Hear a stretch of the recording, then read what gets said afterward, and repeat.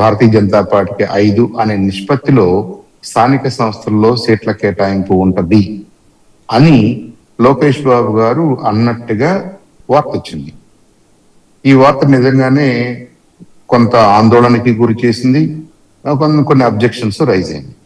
వీటిని దృష్టిలో పెట్టుకుని మా పిఎస్సి చైర్మన్ గారు మనోహర్ గారు కొంత ఆయన అభిప్రాయాన్ని, పార్టీ అభిప్రాయాన్ని లేటెస్ట్ గా what is the status quo అనే దాన్ని వివరించారు. దీంట్లో ఇబ్బందికరమైన అంశం చెప్తాను ముందు వస్తాను గారు.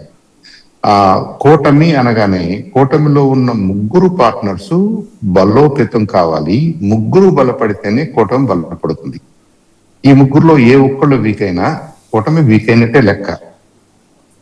అది ముందుగా కూటమి సభ్యులందరూ గుర్తుపెట్టుకోవాలన్నది 2004 నుంచి ఈ కూటమి ఏర్పడినప్పటి నుంచి కూడా పదే పవన్ కళ్యాణ్ గారు చెప్తూనే వస్తున్నారు.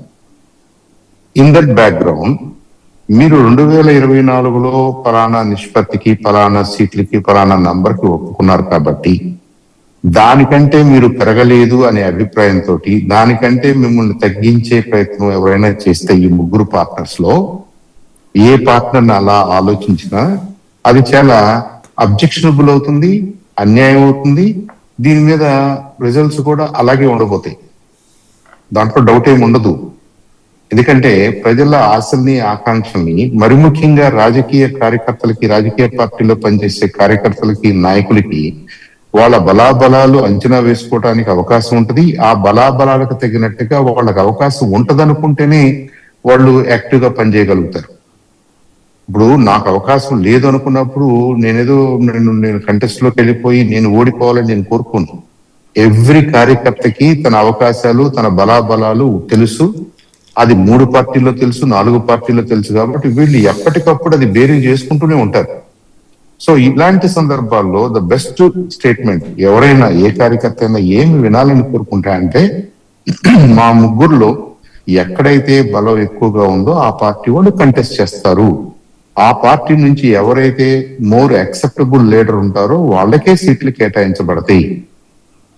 అంతేగాని మేము దీన్ని ఒక మ్యాథమెటికల్ ఈక్వేషన్ లో పెట్టేసి ఇలాగే జరుగుద్ది, 170 నియోజకవర్గాల్లో ఇలానే జరుగుద్ది అనే ఇంప్రెషన్ ని ఎవరు ఇవ్వకూడదు. ఎందుకంటే అది చాలా ఇబ్బందికరమైన పరిస్థితులకు దారి తీసింది నిన్నంతా కూడా. కొన్ని 100 మంది క్రిస్ క్రాస్ గా ఎందుకు మాట్లాడుకున్నారు? ఎవరు ఇలా డిసైడ్ చేయడానికి? 2024లో అలా జరిగింది కాబట్టి, మీకు నామినేటెడ్ పదవుల్లో కూడా అలా జరిగింది కాబట్టి, వచ్చే స్థానిక సంస్థల ఎన్నికల్లో కూడా అలాగే జరుగుద్ది కాబట్టి, ఆ తర్వాత వచ్చే జనరల్ ఎలక్షన్స్ లో కూడా అలాగే జరుగుద్ది కాబట్టి, then what is the role of a karyakarta in Janasena party? Janasena పార్టీలో ఉన్న కార్యకర్తలు, జనసేన పార్టీకి ఓటేసిన వాళ్ళు, జనసేన పార్టీ ఆకాంక్షలకి అర్థం ఏముంటుంది? అంటే ఫర్ ఎవర్ మనం ఈ ఈక్వేషన్ లో ఫిట్ అయిపోతే మనం ఏమైనా ఎంప్లాయ్మెంట్ అగ్రిమెంట్ లో ఉన్నామా? ఉద్యోగమా? ఇదేమైనా ఉద్యోగమా? కాదు కదండి. కాబట్టి అది లోకేష్ బాబు గారు ఏ సందర్భంలో ఆ మాట అనాల్సి వచ్చిందో, ఎందుకన్నారో నాకు తెలియదు. కానీ అలా అనటం వల్ల జనసేన పార్టీ కార్యకర్తలు కొంత ఆందోళనకు గురయ్యారు. ఆ ఆందోళన రిఫ్లెక్ట్ చేస్తూనే మనోహర్ గారు నిన్న తెనాల్లో ఆ ప్రెస్ మీట్ పెట్టాల్సి వచ్చింది. ఇక రేపటి నుంచి దీని మీద అనవసరమైన డిస్కషన్, అనవసరమైన కన్ఫ్యూజన్, ఎక్కడ 20%, ఎక్కడ 15%, ఎక్కడ 5%, హూ విల్ డిసైడ్? ఎవరు చెప్తారు? ఈ పర్సంటేజెస్ ఎవరైనా బోర్డు మీద రాస్తున్నారా? రాయగలరా? రాయలేరు కదా. ఎవరు రాయలేరు. ఏ నియోజకవర్గంలో రాయలేరు, ఏ పంచాయతీలో రాయలేరు, ఏ మున్సిపాలిటీలో రాయలేరు. What are these numbers? ఇది మనం కార్యకర్తల్ని మెప్పించడానికో, కార్యకర్తలను ఒప్పించడానికో ఇండైరెక్ట్ గా సుమారుగా అలా చేద్దాము, కానీ మీరు బలంగా ఉన్న చోట డెఫినెట్ గా మీరే చేయండి అని 3 పార్టీల్లో సహృద్భావ వాతావరణంలో ఆ మాట వస్తేనే మనకు బలం పెరుగుతుంది. రెండోది, ఈ స్టేట్మెంట్స్ ఏ బ్యాక్గ్రౌండ్ లో జరుగుతున్నాయో కూడా మనం గమనించుకోవాలి. జగన్మోహన్ రెడ్డి గారు చాలా క్లియర్ గా ఏ వార్డు గాని, పంచాయతీ గాని, ఎంపీటీసీ గాని, జెడ్పీటీసీ గాని దేన్ని కూడా అన్కంటెస్టెడ్ గా వదిలిపెట్టొద్దు, యునానిమస్ గా ఇవ్వద్దు, అన్నిట్లోనూ మనం కంటెస్ట్ చేయాల్సిందే అని ఆల్రెడీ వైఎస్ఆర్సీపీ ఒక డైరెక్షన్ ఇచ్చున్నారు. కాల్ తీసుకున్నారు, ఆయన స్టాండ్ తీసుకున్నారు.